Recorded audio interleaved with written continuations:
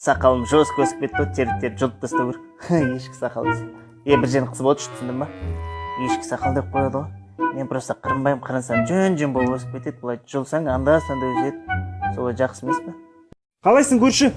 Не мынау? Великий арен екеуін сүйіп келе жатсыңдар, балаңды отырғызып өзің жаяу жүре бермейсің ба? Оу, Жәке қалайсың? Балаңды отырғызып алыпсың, өзің жаяу кетіп бара жатсың. Жас емессің ғой. Өзің отырып ал да, балаң қасында еріп жүре берсін. Туй, өгіздей болып отырып апты.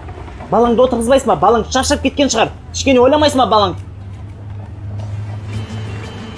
О, Жәке, бауырым қалайсың? Жаяу кетіп бара жатқайсың? Веліктен бар емес па? Өзің мініп ал да, қасына балаңды отырғызып ал да, жететін жерлеріне тез жетіп аласыңдар ғой. Дұрыс айтпайын ба? Бля, конкретно зайбалын шығарымдар, сенмен анаумын. Өз жаймен жүре берсеңдерші, нелерің бар бізде, карнавал, а? Надоело уже, бір жерге шығып қыдырайықшы, жұрттардың бәрі қыдырып жүр, біз осылай үйде отыра береміз. Отыр!